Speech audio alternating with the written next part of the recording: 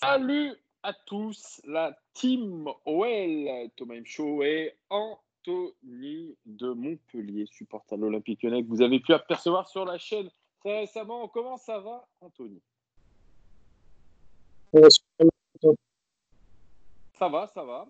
La connexion est un peu moyenne, mais c'est pas grave. On va essayer de faire avec. C'est bizarre, pourtant on s'est eu juste avant, c'était nickel, donc j'espère que ça va fonctionner. Il y a un petit décalage entre ta voix, mais bon, c'est pas grave. Bon, Anthony, rentrons dans le vif du sujet, un petit peu comme Julien tout à l'heure. Tu as vu le match d'hier contre l'OGC Nice. C'était un adversaire un peu plus à la hauteur que Port-Valais. Quel a été ton sentiment général? Franchement, c'est positif. Déjà, d'analyser le match, moi, j'avais le sentiment qu'il sortait quand même d'une grosse semaine de prépa physique et qu'il venait de faire un gros bloc de foncier. Et en fait, dans les interviews d'après-match, que ce soit Rudy Garcia ou Semawar et je crois même Moussa, ils l'ont tous confirmé. Donc déjà, parce que moi, mon seul bémol, en fait, il venait du manque un peu de rythme au fil du match. Mais quand on sait que tu sors d'une grosse semaine où ils ont beaucoup doublé les séances, du coup, cet argument de ça manquait de rythme, du coup, il s'explique un peu. Et dans l'ensemble, je trouve que pour un premier match, après quasiment 4 mois d'arrêt, enfin 4 mois sans match, parce que le match contre Port-Valais, voilà, c'est une D6, c'est c'est pas ouf. J'ai trouvé qu'il y avait quand même beaucoup de positifs à sortir de ce match. D'accord, mon ami Anthony. Dans les positifs, un petit peu dans le côté positif de ce match, qu'est-ce que tu as retenu un peu plus en particulier, notamment des joueurs, peut-être le système de jeu. On a vu que Rudy Ouais. Garcia était passé en 4-2-3-1, ce qu'il n'a pas l'habitude de faire. Le choix des hommes, un petit peu, même si ça a beaucoup tourné. Lequel t'a fait forte impression? Lesquels t'ont fait forte impression? Déjà, le premier, c'est Joachim Andersen, que j'ai Ah, trouvé ok, vraiment ok. il perd, je crois, enfin, sur le match, il perd aucun duel. Le seul moment où j'ai eu un peu peur, c'est quand il lui siffle le penalty, alors qu'à vitesse réelle, ça se voyait qu'il n'y avait rien. Il gagne quasiment tous ses duels propres sur les relances. Donc, vu que moi, il fait partie des joueurs en lesquels je crois, je l'ai trouvé très intéressant. Surtout qu'il face à Ghana, même quand il y avait Ganago, qui a un profil qui peut l'embêter parce que c'est très vif, tout ça, il n'a jamais été embêté. Donc, Andersen, j'ai beaucoup aimé. Après, sur la première mi-temps, Guimarães et Jean-Lucas, super complémentaires comme duo. Après, je sais qu'on c'est pas forcément un duo qu'on reverra parce que j'ai l'impression que Jean-Lucas, il sera plus comme un rôle de remplaçant et qui rentrera en cours de jeu. Guimarães, vraiment très fort. De toute façon, quand on voit le match qu'il avait fait contre la Juve, c'est super intéressant. Il perd très peu de ballons. Et là où je l'ai bien aimé, c'est que ça a été lui à déclencher les premiers pressings. Et ça me plaît beaucoup. Ça, j'ai beaucoup aimé. Moussa qui était en rythme, mais qui a eu beaucoup de déchets dans la finition. Et j'ai beaucoup aimé Awar dans un rôle particulier. Après, moi, Awar, je me rappelle, je ne sais pas si tu te rappelles, mais moi, le premier gros match qui m'a marqué d'Oussem Awar, c'était un match à Everton. Et ce match-là, avant le match, on voit Exactement. la compo et je vois que c'est côté gauche. Et je dis, oh là là, quelle catastrophe côté gauche, il va rien faire. Et il avait été exceptionnel. Ouais, parce que j'ai l'impression Rudy Garcia, en tout cas, veut le faire jouer comme un espèce de soit d'ailier gauche percutant, c'est-à-dire un impact player, soit comme un milieu de terrain excentré, enfin meneur de jeu pardon excentré. Hier, il a été, je trouve, excellent, comme tu l'as dit, et notamment sur les tâches défensives. C'est on l'a pas souvent dit, mais il a souvent aidé son latéral gauche à défendre. Franchement, les prises à deux étaient très bonnes. Et ça, en termes d'état d'esprit, alors tu me dirais, il était capitaine hier, je trouve que c'est très bon pour un joueur qui est annoncé sur le départ. C'est pas mal en tout cas. Ouais. Non, puis c'est vrai, les remplacements défensifs, notamment en deuxième mi-temps, je trouve que la deuxième mi-temps, pourtant ils ne sont pas exactement de la même génération, mais le côté Bardawar, c'était super intéressant. Ouais, C'était, enfin, franchement, parce que après, dans ceux que j'ai adorés, Melvin Bard, qui a été, je pense, quasiment le meilleur joueur de la deuxième mi-temps. Moi, ça m'a fait un peu bizarre parce que d'habitude, quand on a des centres qui viennent du côté gauche, moi, je suis habitué à tribune, etc. aïe, aïe, aïe, Cornet, encore une fois. La rentrée n'est pas bonne de Maxwell Cornet, notamment sur les centres. Mais moi qui étais à Evian vendredi, je peux te dire que la séance de centre de Maxwell Cornet de reprise de volée, ça en valait la peine, hein. Je te promets, c'était le même niveau que tu as vu. Incroyable. Donc, très, très décevant. Effectivement, comme tu dis, Melvin Barr, il a marqué des points. D'ailleurs, Rudy Garcia l'a dit. Il avait quitté un Melvin Barr qui était très timoré, timide. Et puis, dans l'activité rafting, il a précisé, tu vois, c'était cette activité de groupe, et bien, il s'est affirmé. Il se sent mieux dans le groupe et ça s'est vu hier sur le terrain où, comme je suis d'accord avec toi, le premier centre qu'il fait, exceptionnel pour Moussa. Ah ouais, au deuxième poteau, le centre, il est parfait. Le gardien ne peut pas sortir, c'est impossible. Ah ouais. Et il a trouvé deuxième poteau. En plus, il a le choix. Il a le premier ou le deuxième, il choisit le meilleur choix des deux parce que c'est pile la zone où personne ne peut intervenir. Exactement. Et il l'a fait quasiment en première intention. Et quand Ouais. c'est ton premier centre du match, on les connaît, hein, les premiers centres de match de Cornet, eh bien, on peut se dire là vraiment que peut-être, je dis bien peut-être, c'est vrai qu'on s'enflamme. Julien Martin, juste avant toi, lui, il s'est enflammé. Il a dit on n'a jamais vu, depuis Mendy, c'est notre meilleur latéral gauche.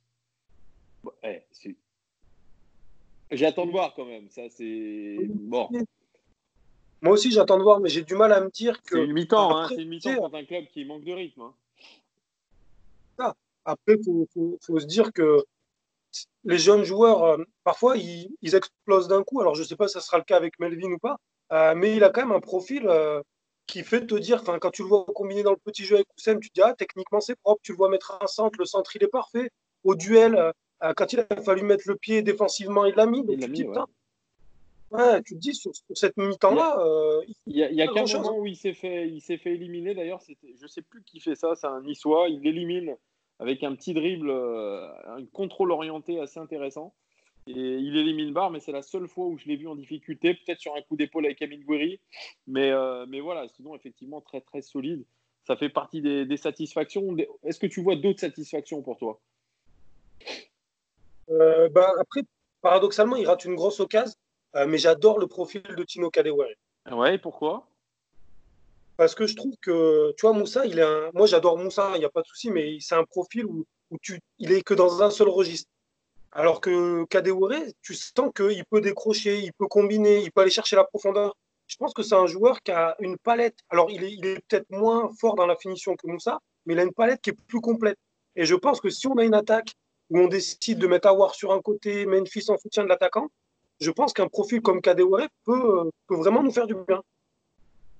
Ouais, je suis un petit peu d'accord avec toi, même si cette occasion là qui rate à un moment donné. Enfin, voilà, bon, on verra. On peut pas tirer à boulet rouge sur les joueurs.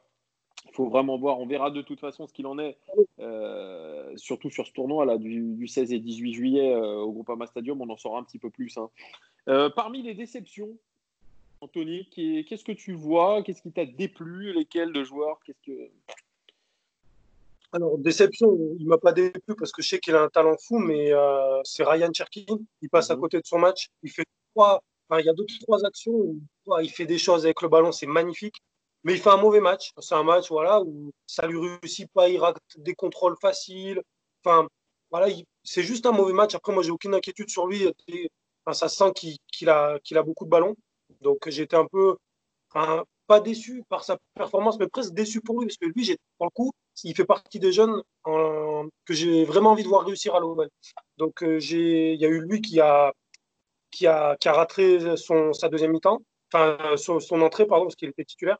Et après, c'est Jeff Pren, Adélaïde, qui a fait une rentrée pareille aussi, un peu moyenne, alors que Memphis, qui est rentré en même temps, a donné plusieurs ballons de but. Memphis a été très bon, mais Jeff Pren, il a un peu trop porté le ballon, il a perdu beaucoup de duels. Son peu de temps. Son image, à l'image du match contre Port-Valais, où effectivement je l'ai senti un petit peu trop perso, peut-être l'envie de se rassurer.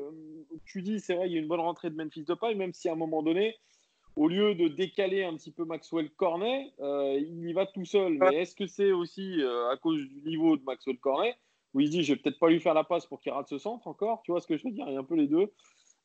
Ouais. C'est un peu ça, mais effectivement, moi je suis un petit peu déçu, comme tu dis de Ryan Cherky. Faut pas oublier qu'il a que 16 ans et demi, enfin il va sur ses 17, mais très jeune encore. Et puis hier, enfin vendredi à l'entraînement, moi je l'ai pas trouvé exceptionnel Ryan Cherky dans l'engagement, dans le fait, dans ce qu'il dégageait sur le terrain.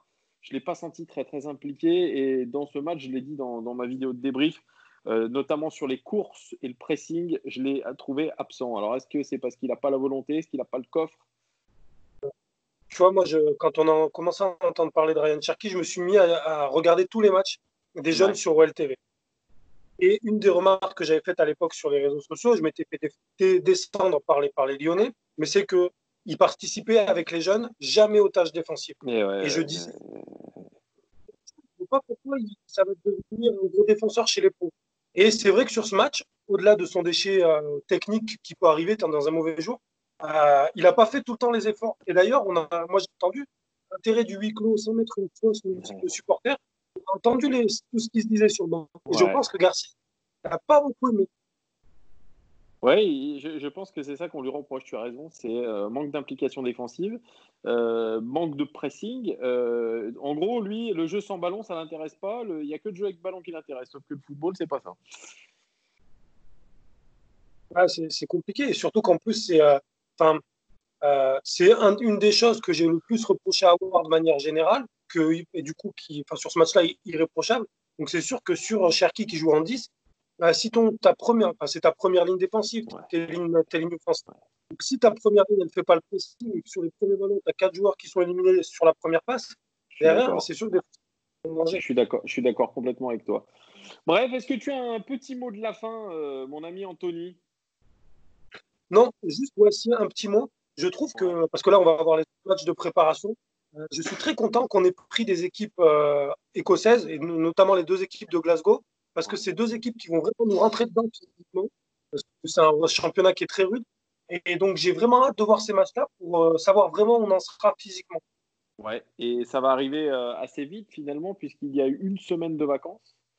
Une semaine de vacances avant de reprendre à fond les ballons. Donc, bon, nos joueurs vont avoir un petit peu de répit. Et puis, comme tu dis, effectivement, là, c'est vraiment sur ces matchs-là qu'on va voir où en est l'équipe. Et ça va s'affiner, puisque là, on est à 3 semaines du match contre le Paris Saint-Germain. Ouais. Et c'est importantissime.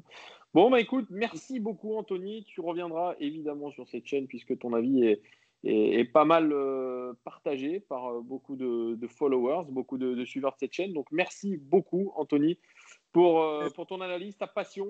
Ça fait vraiment plaisir. À très bientôt. Alors, les gars, n'hésitez pas à commenter ce qu'a dit Anthony.